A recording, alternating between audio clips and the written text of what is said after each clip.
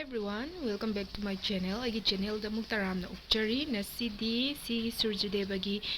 duk thaba sidagi oina hauzarage akhoi ram tulsi se akhoi na manipur thoraga changakpada loina siramabane ado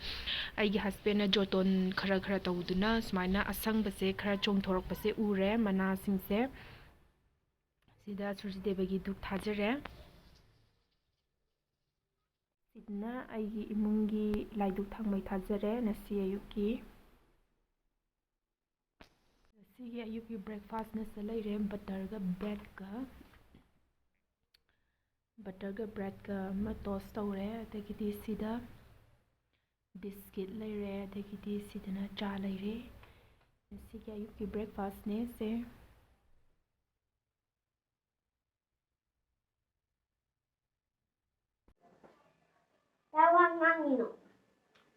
video है हां video लेकिन मैं खाएगा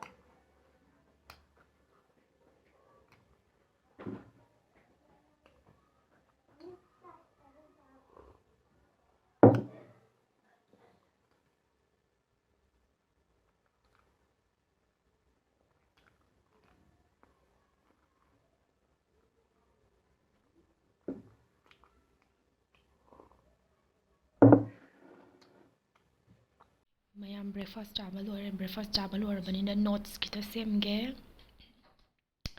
notes कत इथोके अदुई मतुंगदा मुक थेंगनरसिको मैम से हुजी अयुक के लंच थोंगनबा सिसिना हवाई ट्राक लैरे हवाई ट्राक कांसोय मगा ब्रोकली कांगो मगा तौजरगे नसिगी अयुक के लंच सिदी मैम सेम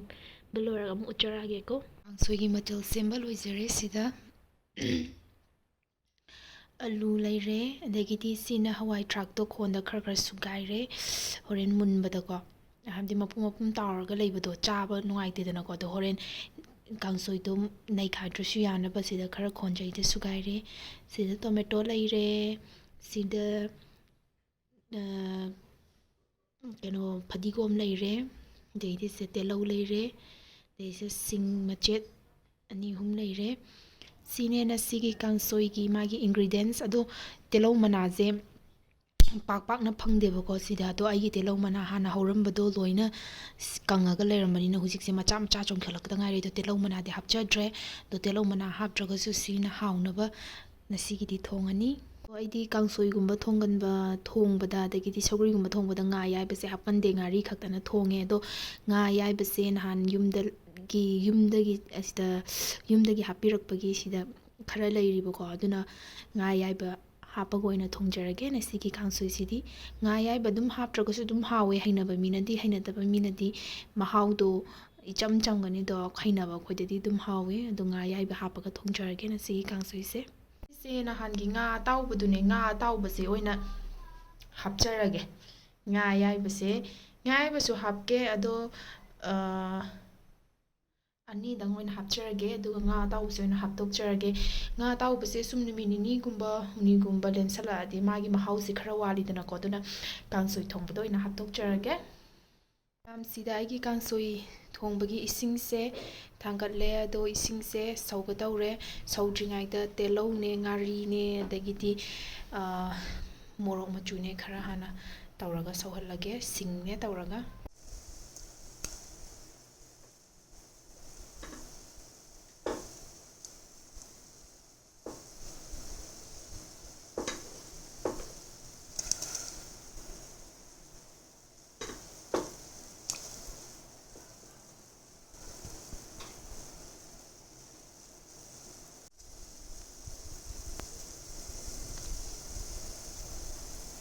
सिसे नसाइगी मचल मैमदो हापचलगा सौरे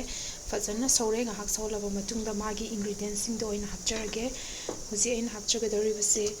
आलू हापचरगे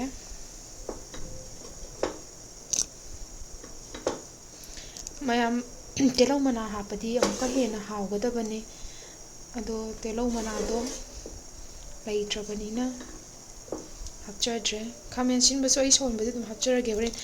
हाफ बोल दो चाबा खरा हैनबा वाले बदुना यामना मुन्ना केनो तौरगा नैखारगा चाबदुन हेन पामजै सिदना हवाई ट्राक हापचरगे ꯃꯌꯥꯝ ꯀꯥꯡꯁꯣꯏ ꯈꯨꯊꯣꯡꯁꯦ ꯃꯈꯜ ꯃꯈꯜ ꯇꯣꯉꯥꯜꯂꯦꯀꯣ ꯃꯤ ꯑꯃꯃꯝꯒꯤ ꯑꯗꯣ ꯑꯩꯒꯤꯅ ꯁꯨꯃꯥꯏꯅ ꯊꯣꯡꯖꯩ ꯍꯥꯏꯕ ꯇꯥꯔꯦ ꯑꯅꯝꯕ ꯃꯇꯝꯗ ꯑꯗꯣ ꯀꯥꯡꯁꯣꯏꯒꯤ ꯃꯊꯦꯜ ꯍꯥꯏꯕꯗꯤ ꯃꯥꯒꯤ ꯃꯈꯜꯒꯤ ꯏꯟꯒ꯭ꯔꯤꯗꯤꯌꯦꯟꯁꯇꯨꯒꯤ ꯃꯇꯨꯡ ꯏꯜꯂꯦ ꯊꯣꯡꯕꯗ ꯁꯤꯗ ꯃꯥꯒꯤ ꯏꯟꯒ꯭ꯔꯤꯗꯤꯌꯦꯟꯁ ꯀꯩꯗꯣ ꯍꯥꯞꯆꯤꯟꯈ꯭ꯔꯦ ꯁꯤ ꯁꯧꯍꯟꯈꯤꯒꯦ ꯉꯥꯏꯍꯥꯛ ꯁꯧꯍꯜꯂꯕ ꯃꯇꯨꯡꯗ ꯉꯥ ꯑꯌꯥꯏꯕꯗꯨꯒ ꯉꯥ ꯑꯇꯥꯎꯕꯗꯨꯒ ꯍꯥꯞꯆꯒꯦ ꯍꯧꯖꯤꯛꯇꯤ ꯍꯥꯞꯈꯤꯔꯣꯏꯒꯦ ꯃꯆꯜꯁꯤꯡꯁꯦ ꯍꯥꯞꯈꯤꯕꯗ ꯉꯥꯏꯔꯤꯕꯅꯤꯅ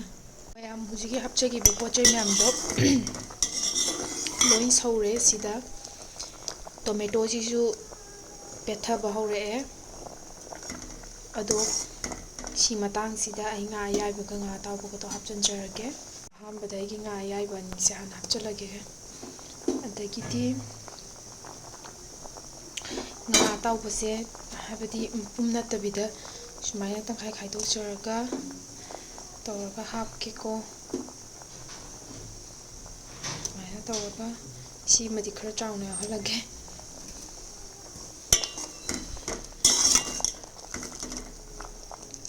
ꯊꯨꯝ ꯍꯥꯞꯆꯤꯟꯖꯔꯒꯦ ꯃꯌꯥꯝ ꯊꯨꯝ ꯍꯥꯞꯆꯤꯟꯖꯔꯒꯦꯀꯣ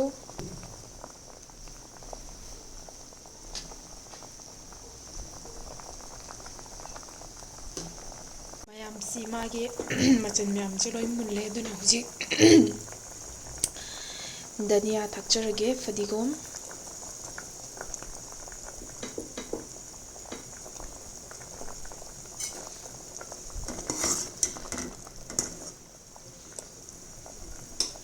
ꯐꯗꯤꯒꯣꯝ ꯊꯥꯈ꯭ꯔ ꯃꯇꯨꯡꯗ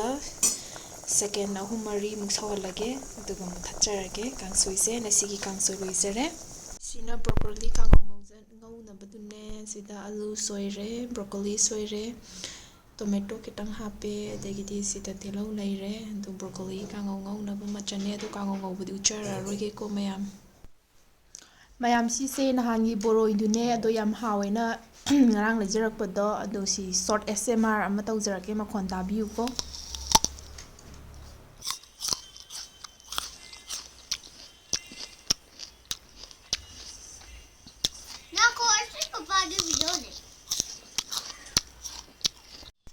ꯃꯌꯥꯝ ꯍꯧꯖꯤꯛ ꯅꯨꯡꯗꯥꯡ ꯋꯥꯏꯔꯝꯒꯤ ꯁꯨꯝ ꯋꯥꯀꯤꯡ ꯆꯠꯂꯨꯕ ꯍꯜꯂꯛꯄꯗ ꯂꯩꯔꯛꯄꯅꯦ ꯁꯤꯁꯦ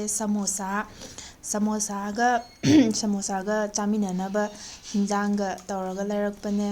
ꯑꯗꯣ ꯃꯌꯥꯝꯅ ꯑꯩꯒꯤ ꯚꯤꯗꯤꯑꯣꯁꯦ ꯑꯃꯨꯛꯇꯪ ꯁꯞꯄꯣꯔꯠ ꯇꯧꯕꯤꯌꯨꯀꯣ ꯄ꯭ꯂꯤꯖ ꯂꯥꯏꯛ ꯁꯤꯌꯔ ꯑꯦꯟ ꯁꯕꯁꯀ꯭ꯔꯥꯏꯕ ꯃꯥꯏ ꯚꯤꯗꯤꯑꯣ ꯕꯥꯏ